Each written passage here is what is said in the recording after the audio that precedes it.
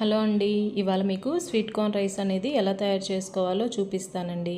ఇదేంటి ఇక్కడ sweet corn rice అంటుంది, పన్నీర్ రైస్ చూసాం, పాలక్ రైస్ చూసాం, ఇదేంటి స్వీట్ కార్న్ రైస్ అని అనుకుంటున్నారా? అవునండి, ఇదే వెరైటీ రైస్ అండి. ఇదిగోండి ఇక్కడ చూస్తున్నారు కదా, చాలా పొడి పొడిగా ఇలా యమ్మీగా కనిపిస్తుందో, మీకు టేస్ట్ కూడా అంతే యమ్మీగా, కాంప్రమైజ్ అవ్వదు.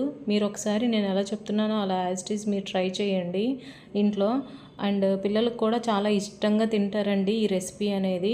మా వాడికైతే చాలా ఫేవరెట్ రైస్ అండి. సో ప్రొసీజర్ ఎలా చేద్దామో చూద్దామండి. సో కావాల్సిన ఐటమ్స్ ఏంటంటే స్వీట్ కార్న్ అండి, ఇలా ఒలిచి పెట్టుకోవాలి. ఒక ఫుల్ కండె తీసేసుకోండి. అండ్ 2 to 3 టొమాటోస్ చిన్న చిన్న పీసెస్ కింద కట్ చేసుకోవాలి. 5 to 7 పచ్చిమిరపకాయలు నిలువుగా చీల్చి పెట్టుకోండి. ఉల్లిపాయలు అండి సన్నగా పొడవుగా తరిగి పెట్టుకోండి. అండ్ బిర్యానీ ఐటమ్స్ అండి, బిర్యానీ ఐటమ్స్ తెలుసు కదా, చెక్క, ఆకు, లవంగాయలు ఇవన్నీ అనమాట. సో ఇవన్నీ తీసుకున్నాను. నెక్స్ట్ తర్వాత ధనియాల పొడి అండి, ధనియాల పొడి కొంచెం 2 స్పూన్స్. అండ్ బిర్యానీ మసాలా కొంచెం, ఇది గరం మసాలా 1 స్పూన్. అండ్ అల్లం వెల్లుల్లి పేస్ట్ 2 స్పూన్స్ అనమాట. రైస్ కడిగి పెట్టుకోవాలి. కడిగి ఒక 1/2 అవర్ 15 మినిట్స్ అలా నానబెట్టుకోవాలన్నమాట. సో ఐటమ్స్ అన్నీ ఇవ్వండి మనకు కావాల్సినవి, ఒకసారి చూసేసేయండి. సో ప్రొసీజర్లోకి వెళ్ళిపోదాం. ఫస్ట్గా స్టవ్ వెలిగించి ప్యాన్ పెట్టి, నేను చెప్పాను కదా బిర్యానీస్కి అయితే నేనైతే హాఫ్ ఆయిల్ అండ్ హాఫ్ నెయ్యి తీసుకుంటాను, కంప్లీట్గా ఏది వేయను. ఇలా హాఫ్ తీసుకున్నాను అనమాట. ఇది కొంచెం ప్యాన్లో హీట్ ఎక్కించాలి. కొంచెం హీట్ ఎక్కిన తర్వాత ఇదిగోండి నెయ్యి అంతా కరిగిపోవాలి.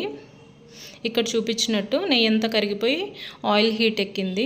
సో ఇప్పుడు బిర్యానీ ఐటమ్స్ చూపించాను కదా మీకు, అవన్నీ స్లోగా 1 by 1 ఇప్పుడు అన్నీ ప్యాన్లోకి యాడ్ చేసుకోవాలి. ఫ్లేమ్ అనేది మీడియంకి అడ్జస్ట్ చేయండి.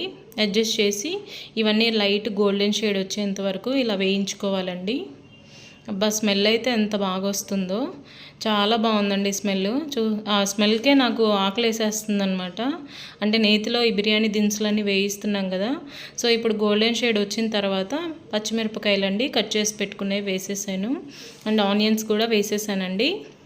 ఇవి లైట్ గోల్డెన్ షేడ్ వచ్చేంత వరకు ఇలా వేయించుకోవాలి స్లోగా. ఫ్లేమ్ అనేది హై పెట్టొద్దు, అలానే మీడియం పెట్టొద్దు, అదే స్లోలో పెట్టొద్దు, మీడియంలో మాత్రమే పెట్టండి. ఇలా కదుపుతూ మొత్తం వేగేదాకా, లైట్ గోల్డెన్ షేడ్ వచ్చేదాకా వేయించుకోండి. ఇప్పుడు అల్లం వెల్లుల్లి పేస్ట్ అండి 2 స్పూన్స్ తీసుకోమన్నాను కదా, అది అందులో యాడ్ చేసుకోండి. మీకు బిర్యానీస్లోకి దేంట్లో అయినా నేను ఫస్ట్ నుంచి చెప్తున్నాను కదా, అల్లం వెల్లుల్లి పేస్ట్ అనేది ఎక్కడ యాడ్ చేసినా కర్రీస్లో కానీ బిర్యానీలో కానీ పచ్చివాసన వేపుకుంటున్నానండి ఇక్కడ.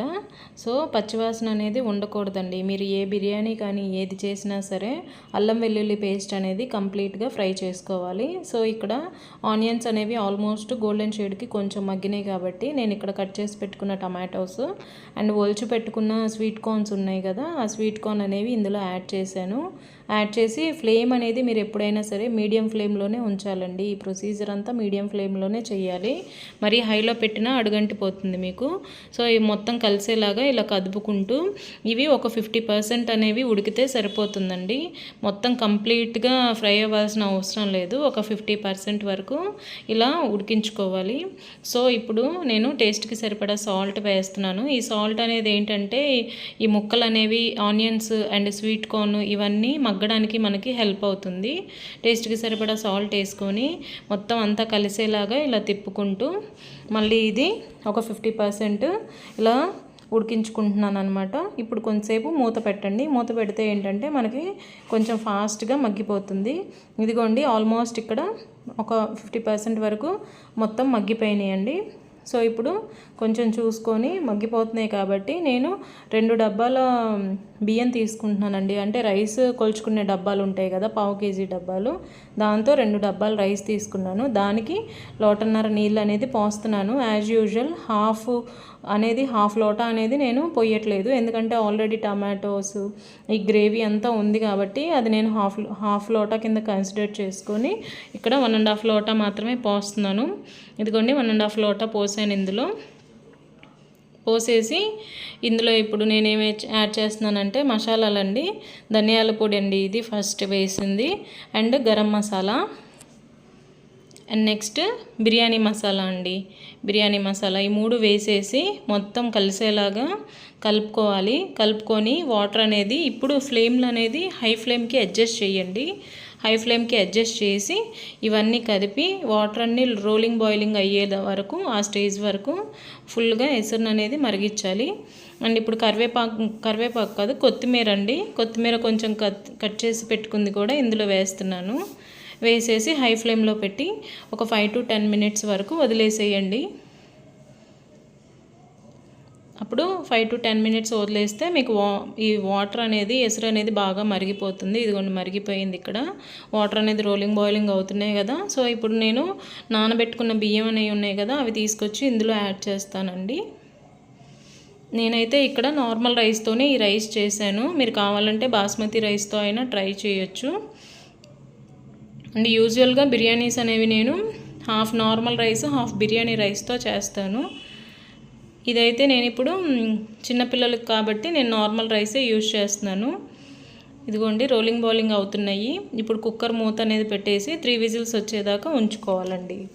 3 విజిల్స్ తర్వాత స్టవ్ ఆఫ్ చేసి ఓపెన్ చేసి చూస్తే ఇదిగోండి ఆల్మోస్ట్ మనకి కావాల్సిన స్వీట్ కార్న్ రైస్ అనేది రెడీ అయిపోయింది. చూస్తున్నారు కదా, ముద్ద అనేది అవ్వలేదు, చాలా పొడి పొడిగా ఎంత యమ్మీగా కనిపిస్తుందో. టేస్ట్ కూడా అంతే బాగుంటుందండి.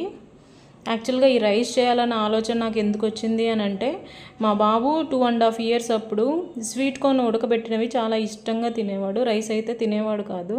సో నేను స్వీట్ కార్న్ రైస్ ఎందుకు ట్రై చేయకూడదు, అప్పుడు రైస్ తింటాడు కదా అన్నట్లుగా స్టార్ట్ చేశాను. అప్పటి నుంచి ఇప్పటి వరకు వాడికి ఎంతో ఫేవరెట్ రైస్ ఏదన్నా ఉంది అని అంటే ఈ స్వీట్ కార్న్ రైస్ అండి. టేస్ట్ కూడా చాలా బాగుంటుంది. మీరు కూడా ట్రై చేయండి. వీడియో నచ్చింది అనుకుంటున్నానండి. నచ్చితే లైక్, షేర్ అండ్ సబ్స్క్రైబ్ చేయండి.